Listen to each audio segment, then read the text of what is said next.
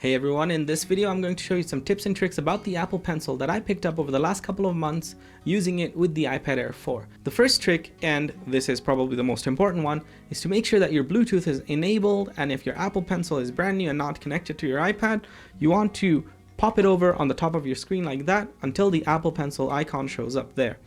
This means that your Apple Pencil is connected and it'll actually charge on the iPad itself. Most of the tips I'm going to be showing use the Apple Pencil 2, but some of these tips also work on the Apple Pencil 1. And here's the first one. We're actually going to turn off the screen, and let's say I want to quickly jot down a new note. I don't have to unlock the iPad. I can just tap on the screen and it opens up a new note on the Notes app for me. And then I can just select the stroke that I want and then type in what I need. So I'll type in "Hello World." The next thing you might want to note is that you can actually change the stroke size that you're writing with just by putting different amounts of pressure on the Apple Pencil itself. And this works by angling the Apple Pencil more or less based on how big of a stroke you want. So if I go straight like this, that's how big the line is. If I go like this, I can make the line thicker and thinner on the edges. So that's tip number 1 and 2. Did you know you can actually also search your handwritten notes in the Notes app just by going into here, hitting search, and then typing in "hello"? It brings up my note with "Hello World" written on it. And that ties in right with our fourth tip, which is that you can use the Apple Pencil to navigate your iPad by itself. So I can switch home screens like this, I can bring the widget bar up like this, and I can even bring up Spotlight Search like that. And this is where we go on to our next tip, which is that you can use the Apple Pencil to write what you want to search instead of having to type it in. So let's say I want to open up the Mail app from here. I can just write "mail" and it'll automatically search that for me right here. Once I open up the Mail app, I can actually also write an email using the Apple Pencil if I so choose. Sometimes it's easier to write by hand if you don't have an external keyboard. So let's write a couple of words here. "Hello World. This is an email."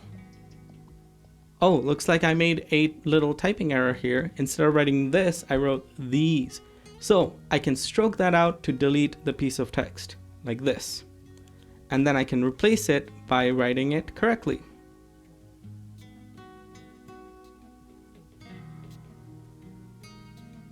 There we go. Okay, moving on to the next feature, and that's that you can actually use the iPad to annotate your screenshots.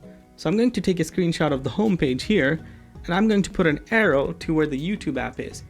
Maybe someone else is going to be using this iPad later, and they need to know where the YouTube app is so that they can quickly go to my channel and make sure to subscribe. There it is. Okay, so now I can send this off to whoever needs it. Now that we're done with that, let's go back into the Notes app, and let's say I want to delete some of these lines that I have here. Now, I can go to the actual Apple Pencil tool here, click the eraser, and then delete like this.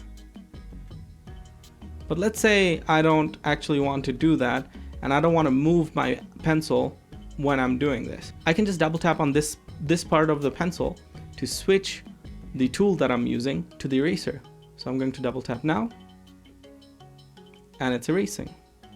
If I double tap again, it goes back to the stroke. You can also use the ruler to draw perfectly straight lines using the Apple Pencil. So let's say I want to make a quick little triangle here. I can do that, and there we go. We have a perfect triangle. So here's the next tip. Let's say you have a grocery list that you hand wrote here, and now you want to send it as a text to somebody else.